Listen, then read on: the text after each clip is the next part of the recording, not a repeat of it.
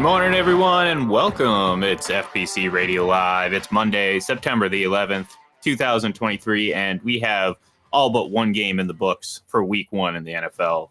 And John, you look, I said it right before we got on the air. I think a lot of people were wrong about a lot of things coming into Week 1, or at least some of our I guess predictions for what was going to happen during the games.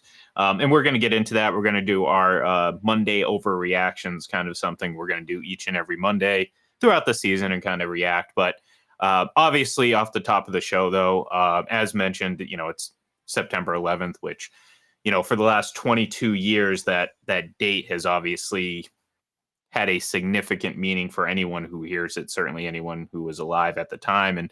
And look, John, we're getting to a point now where, that was obviously for the two of us and many others, a very significant and impactful moment in our lives. And now we're getting to the point where there are kids that are getting close to graduating college that were not alive to live through it and have learned through obviously subsequent actions over the years and also in history classes. So it's quite surreal. As is often the case, it feels like it was just yesterday in some respects, but also it feels like it was 100 years ago. It's just something. Obviously, I was 38 at the time. You were probably still in high school at the time. Mm-hmm. So I'm sure the reaction when that happened while you were in high school was, did they dismiss you guys from school at that moment, or after? We went home early. We had TVs in the classroom, so we were obviously watching the news. I mean, to the point where we saw,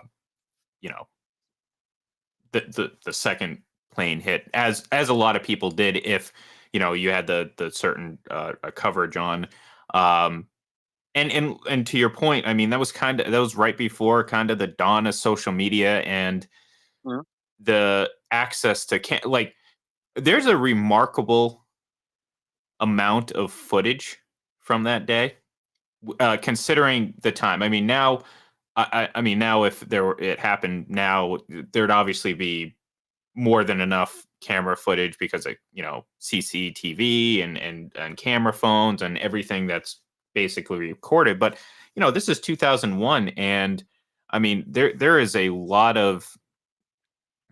When I say amazing, I don't mean it in a good way. Just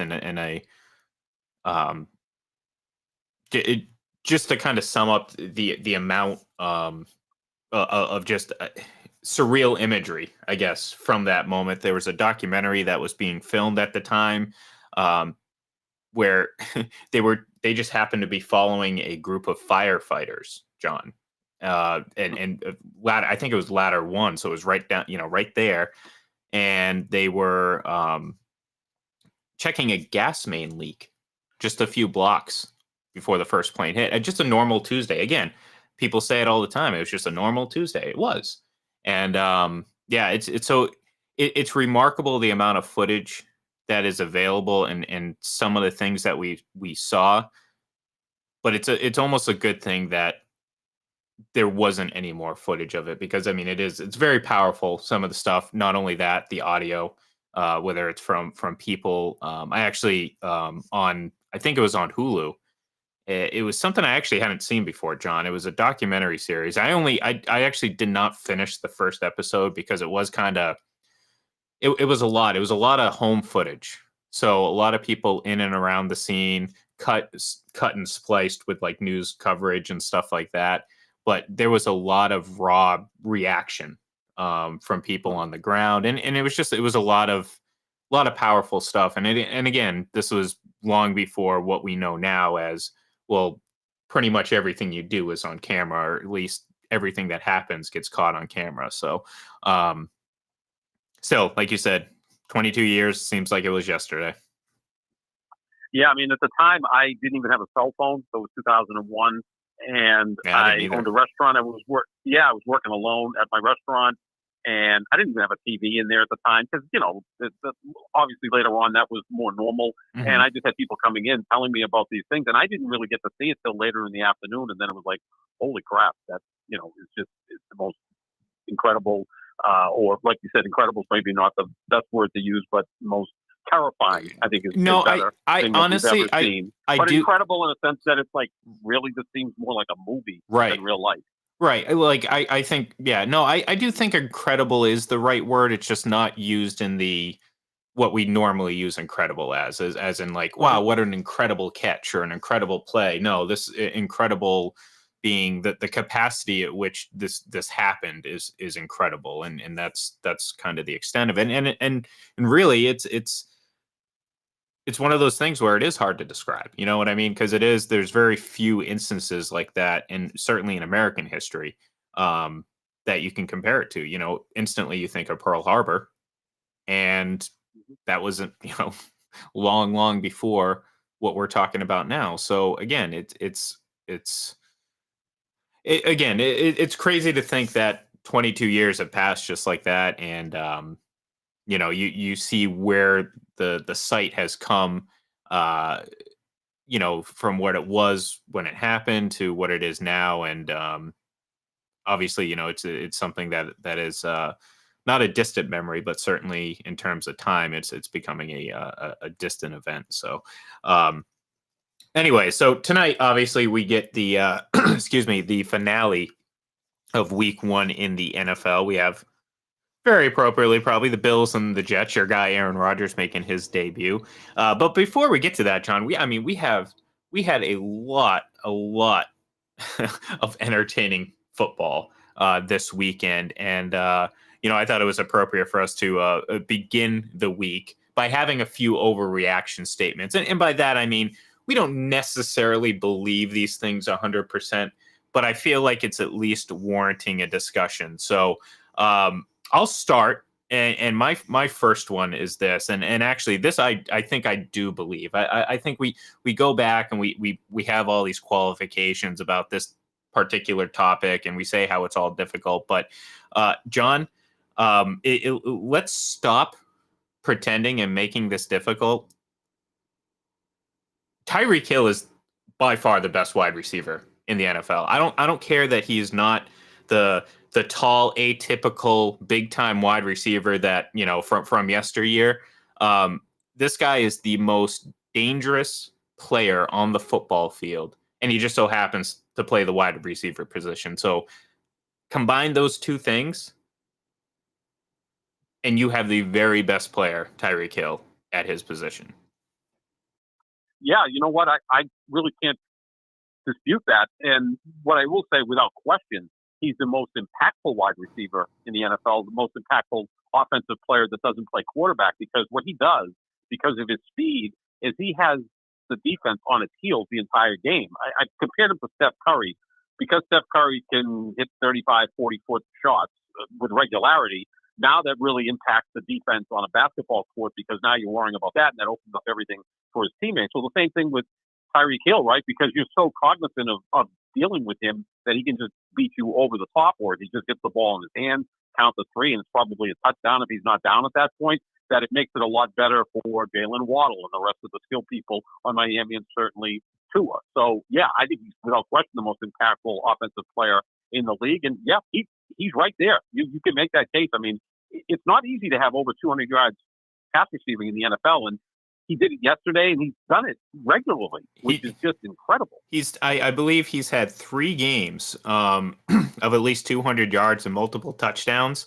Only other 2 players in NFL history to do that, Charlie Hennigan. And again, this kind of goes back to a previous discussion that we had about how great Don Hutson was. Don Hutson did that. He did it 4 times, actually. And this is a guy that you're very rarely going to see in anyone's top 5 wide receivers of all time list. But guess what? I think I think that's something that might stick out to some of the maybe some of the younger viewers of this game. But yeah, I mean, we go back, we say, well, Justin Jefferson, this, that, and the other. I mean, Tyreek Hill comes out this offseason, says, I'm going to get 2,000 yards. Well, guess what? The guy backs it up, John. I mean, it's incredible to watch him play and on the football field and get open and look. I mean, I'm kind of piggybacking off my first statement, but Tua 466 yards. That's third most all time in an opening week one game. Do you know the other two off the top of your head? I believe it's Brady and Marino. No. No. I'm sorry. You're correct. I misspoke. He has the fourth most. So yes, Brady. Okay, so there's one more quarterback. Brady and Marino. This guy, remarkably, happens to still own the record for most yards in any week in any single game. Norm Van Brocklin. Yeah, right. Yep. 554 yards. So, and if you remember a couple years ago, John, the big thing that Hill said was that Tua was more accurate than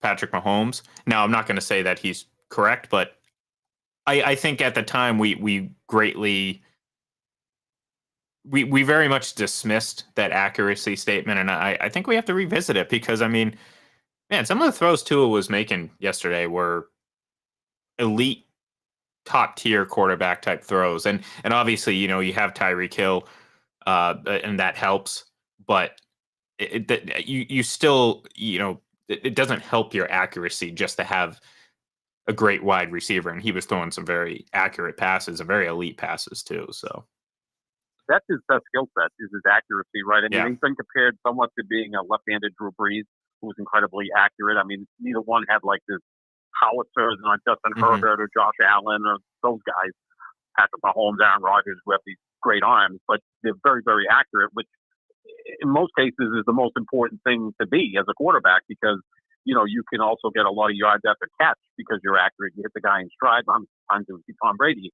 hit a wide receiver in stride, and next thing you know, it's a 36-yard gain, and you're on your way. So yeah, he's incredibly accurate.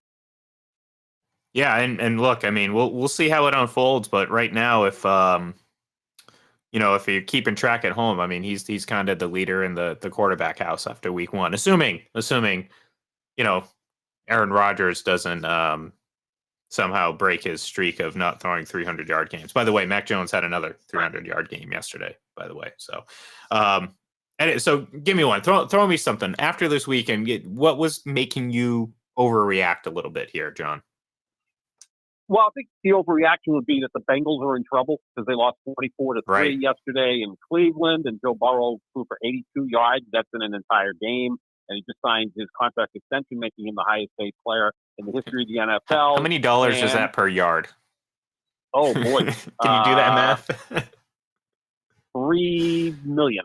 $3 million per yard, a little over $3 million per yard, and the totality of the contract. Right. But I think that might be an overreaction because Cincinnati always gets off to this slow start. They were 0-2 last year, ended up winning 12 of their final 14 games, get to the AFC Championship game again.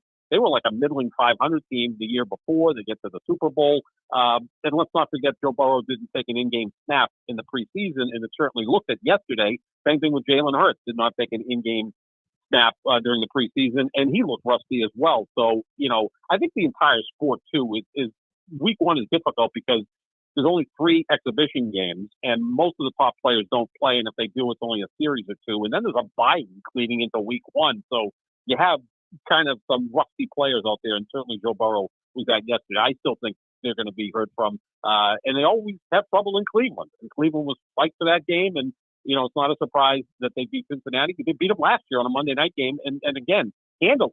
And that's a talented team in Cleveland. So I think the overreaction might be that the Bengals are in trouble. I don't think so. Yeah, I agree with you. I mean, you got to factor in, I think the weather was a factor in both Joe Burrow's performance and Jalen Hurts, especially early on, because, the Eagles obviously jumped out to an early lead, but that was turnover based, really. But, going back to the Bengals, I think it's definitely an overreaction to say that, oh my God, they're in trouble. But it is concerning because, again, you just listed off that this is becoming the normal for the Bengals. That's not a good thing. Slow starts, sluggish performances, disjointedness. I mean, this is a team that's expected to be a Super Bowl contender. And look, the Patriots have obviously over during their run had lost a couple games here and there and had a few slower starts, but they also had Super Bowl trophies and wins to back it up. You know what I mean? Like, you could fall back on it knowing that they knew how to win a championship. This Bengals team has no clue how to win a championship. They haven't done it. And, at a certain point, John, I do think that you can't keep going, because look at the Chargers. Every year we're like, oh, well, they're injured. Well, this, Brandon Staley, this, oh, this is just the norm. This is what the Chargers do. I mean, the Chargers just lost the game last week by, guess what? Stupid plays. I mean, that JC Jackson play that basically gave them three free points and they lost by 2. Oh, this is what the Chargers do. Well, guess what? The Chargers don't win Super Bowls. So if they're doing the same things over and over again, why should we expect them to all of a sudden become a Super Bowl champion? So, no, I don't think it's time to sound the alarm with the Bengals, but I don't know how many slow starts they can keep overcoming, because eventually you're going to have games where the ball's not going to bounce your way and you're not going to be able to overcome those slow starts because, again, you have one bye week in the playoffs now. You it's it's a great advantage to be that one team that only has to play 3 games or 2 games to get to the Super Bowl as opposed to 3. So yeah, I agree that it's an overreaction, that they're in some sinking ship trouble. But I'll give a caveat and say that I am concerned in the sense that I don't like the pattern of slow and sluggish play from this team, and certainly from a team that, again, gets a lot of hype, but really hasn't done anything. The thing is, too, again, this is the type of loss, and again, it wasn't a close game. The one last year where they opened against Pittsburgh and had 5 turnovers and outgained them by 350 yards and missed an extra point that would have won it in regulation, a field goal that would have won it in overtime. Like, those losses come back to bite you because now you're playing in Kansas City in the AFC Championship game instead of being at home. I would assume you want to play those games at home, and that's one thing the Patriots always were able to do: get buttoned up, host the AFC Championship games at Gillette. Now, those 2 seasons, 13 and 15, when they slipped up a little bit down the stretch, they had to go to Denver, a place to play. They ended up losing. So, I know we still got 5 months of football left, but, sometimes those opening game mishaps can come back to bite you later on. I mean, you only have 17 games. So, you know what I mean? Like baseball, where you can get off a 0-3 start and still make it right back to contention. I mean, look at the Rays. I mean, the first month of the season, they looked like they were going to lap the field, and now they're just any other team. So, all right, my next overreaction, and I hope this is not an overreaction and actually a statement of fact, but the New England Patriots have a top 5 defense in this league, and I dare I say that it's trending towards not being 5 and creeping on up, not 1, but I'm looking at this unit, John, and this is something we actually talked about in the offseason too. We knew the Patriots were going to be good defensively. We kind of figured, the last couple of years they had some talent. They have some really nice players in the mix, a really good secondary, some very intriguing defensive linemen. But the questions surrounded the offense, and we were like, okay, how's Mac Jones going to do this, that, and the other? I came out of that game against Philadelphia thinking this Patriots defense is I'm better than I thought it was going to be, and I think it's only going to get better. Christian Gonzalez looked great for his first game. There was a couple plays where he got beat, but I mean, he had a very, very tough assignment in game 1. But he came up with some crucial plays. I mean, he kind of he satisfied the hype coming into it. His fluidity, his ability to follow receivers, and it's just instincts were on full display. And look, I mean, he made a big play towards the end of the game that gave the Patriots an opportunity late to win it. So this Patriots defense is relentless. They had a ton of sacks last year, and they look like a team that's not going to let up getting after the quarterback this year. And I was very impressed on both sides of the ball in the loss, but primarily with the defense, who even, again, I expected they were going to be good. But to me, I think they're a lot better than I anticipated. Yeah, I mean, they gave up 25 points yesterday, but 13 had nothing really to do with the defense because Right. you had a pick six involved in there, and then Zeke Elliott fumbles at his own 26. It's a short field. Philadelphia scores. So, if you could have held them to a field goal there, maybe it's even a different outcome in the game. But their defense was impressive yesterday. It's always difficult to navigate like top five defense. Like I always think of it as top five worthy, which means you could still be the eighth best defense in football, but you're really good Right. and you're the best unit on your team and you're the reason your team wins. Yeah, they've got talent there. Their first three draft picks were on defense and they all played yesterday. And I agree with you about Christian Gonzalez. He looks the part. So they've got holdovers there. Obviously, that's Bill Belichick's strength. I think with Gerard Mayo and Bill Belichick's son, Stephen Belichick, you have continuity there in the coaching staff. And really, most of the defense is back from last year, with the exception of Devin McCourty. Yeah, they look very impressive yesterday. Mm-hmm. That's going to be the unit that carries them going forward. Tough test next week when Miami comes to town. Then you face Aaron Rodgers and the Jets the following week, and then you go to Dallas the week after that. So I think after the first month, we'll get a better idea of how good this defense is. Yeah, no, and next week is definitely going to be a huge litmus test because they're going to be combating speed. If you can go up and neutralize speed, which Miami has the most by far. I mean, they are just a fast offense.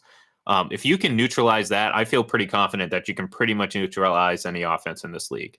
Does that make sense? Because speed is really kind of the big advantage for offenses in this league. If your defense just can't keep up, I mean, how are you going to stop them?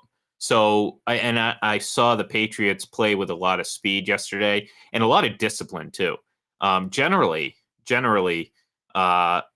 this team has issues with mobile quarterbacks, and sometimes sometimes it seemed like all the time they lose contain at the worst possible time, and it was just every time there was a third and long, you just expect the quarterback to rush for a first down. You didn't get that yesterday. You saw layered defense, staying in their lane, just playing good, structurally sound defense. Again, they looked like a team defensively that was not just playing week one. They looked like they were playing, midway through the season. And like I said, that to me is a good sign. So anyways, give me another one. Tell me something crazy, John. The New York Giants are the worst team in football. And it looked at last night when they lost 40-0, the Dallas Cowboys, and it could have been worse. I didn't have high hopes for the Giants this year. They were 9-7-1 last year. They won a lot of kind of kooky games, some close games, and they were well coached by Brian Daboll, who's, I think, a very good coach. But Daniel Jones, $40 million a year for that quarterback. Wow. Talk about running backs looking at that saying, we can't even get a quarter of what he's making, and we probably could throw the football better than he does. Their last two games, Ian, they've been outscored 78-7. They lost to the Eagles in the playoff game 38-7, and they lost last night 40-0. Are they the worst team in football? I'm going to hold back on that. I think Arizona is certainly in that discussion, although they battled the Commanders, tooth and nail yesterday in the opener. But the Giants, to me, they don't really have any weapons for Daniel Jones, and they clearly look like the worst team in the NFC East. And if you're playing Dallas and Philadelphia twice each, you kind of figure that's 4 losses there. So the Giants, maybe they're in contention for being the worst team in football. Look, I mean, if you're going to ask me to argue against what we saw last night, I cannot. I mean, that was abysmal. And if you're a Giants fan, I'm sorry. I mean, talk about deflating. I mean, that was, maybe you don't win that game. By the way, that was another thing that I picked. I picked the Giants to win that game. So I had a very bad day with picks. I don't even know how bad it was, but I know it was bad. But excuse me. That was look. I'm with you. I don't know exactly if they're the worst team in football because again, the Cardinals may have something to say about it. Look, the Bucks had a nice little comeback yesterday, but I'm still not convinced that this team long term throughout the entire season is going to be winning a lot of games. Same with Los Angeles. I that was surprising. I did not expect Los Angeles to win, but I also wasn't as high on Seattle as some other people were. So maybe this is more of a indicative of the Seahawks. So I think there are some other teams that could, throw their hat in the race and we could see the Giants kind of settle back down. But man, that was just not a good debut for the 2023 season for the Giants. Another team that just talk about teams that gave big contracts to quarterbacks, huh? This offseason. Man, not good, not good. But I'm gonna still have a little bit more faith in Joe Burrow, just a little bit more than Daniel Jones right now. So, all right. Before we get to Monday night, we are kind of getting low in time. I want to ask you something, John. Now, we just talked about the Giants, but I want to talk about the other team. Okay, that's part of that conversation, and that is the Dallas Cowboys. Now, the Cowboys 40-0. I mean, dominant as dominant can be. But I got to ask you, what was more dominant yesterday? The Cowboys or the 49ers, who just, I mean, look, Brock Purdy.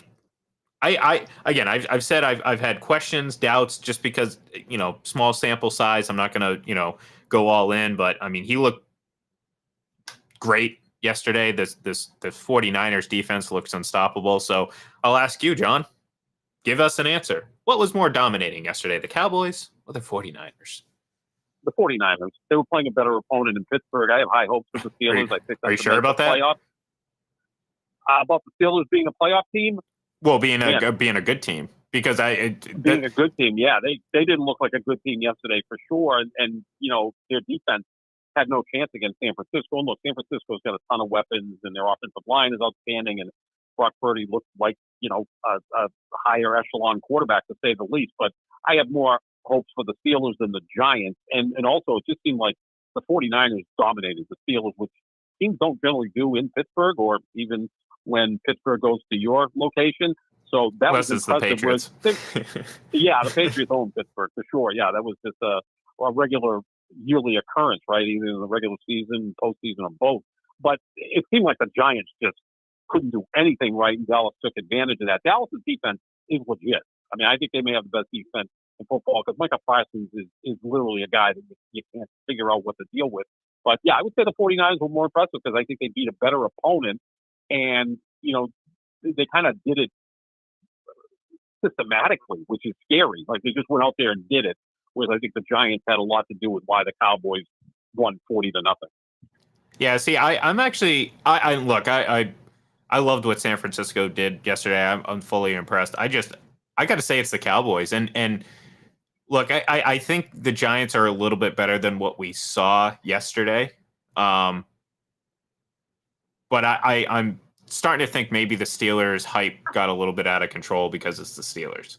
And, everyone was getting excited. They were 3-0. They looked great in the preseason. But when push comes to shove, they just did not look prepared at all yesterday. And they got thoroughly dismantled by the 49ers, which again, that was incredibly dominant. I'm not saying it wasn't, but the Cowboys, I think it was like 7 sacks. They forced 3 turnovers, multiple forced fumbles.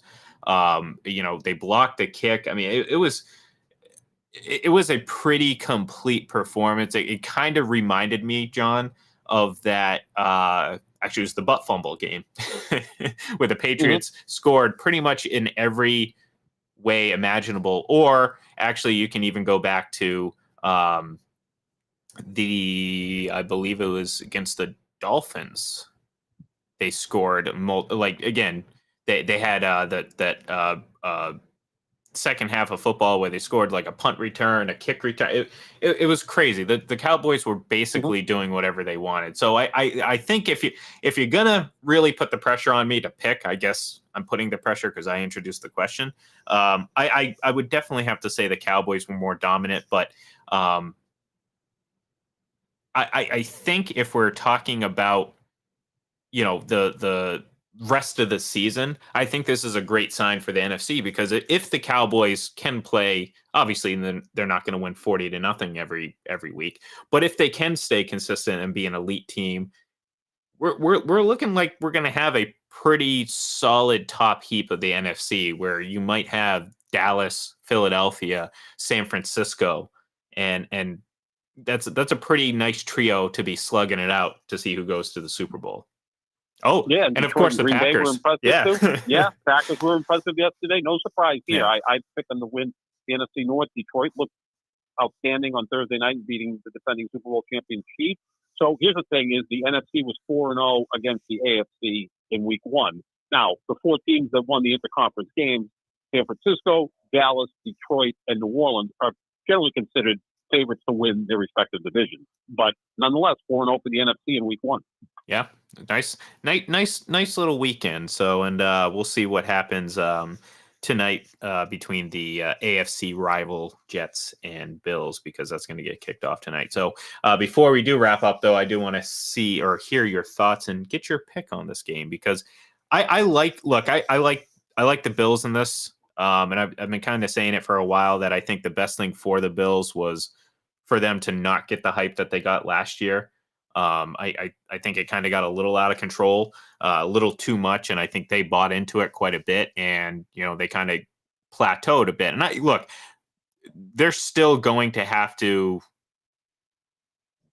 overcome some obstacles and get over a few humps to do what they want to do, and that's win a Super Bowl.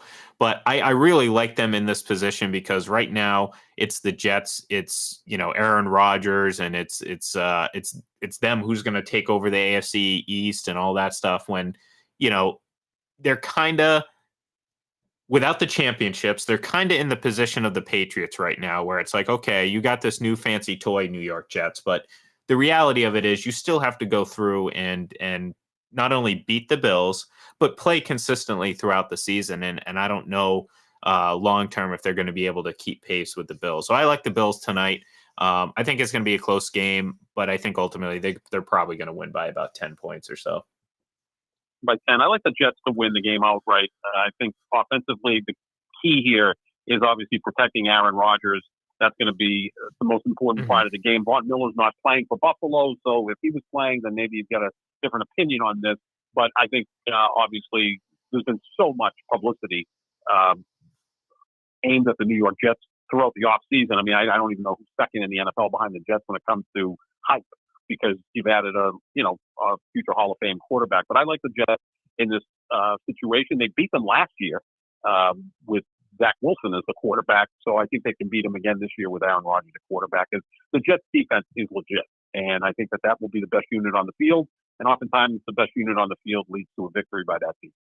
Yeah, and look, I mean, I'm excited to watch tonight. It'll be interesting. I'm eager to see what he looks like playing with this Jets offense. And my daily fantasy lineup is heavily counting on him defaulting to Randall Cobb and MVS. So that's what I'm hoping for. So, I mean, Alan Lazard. What did I say? MVS. I meant Alan Lazard. That's what I meant. So, all right. Thank you everyone for tuning in. We'll be back tomorrow. We'll react to this, and maybe we'll have some more overreactions, because I didn't get to the Packers being better this year than they were last year with a different quarterback. So thank you everyone for tuning in, and we'll talk to you tomorrow.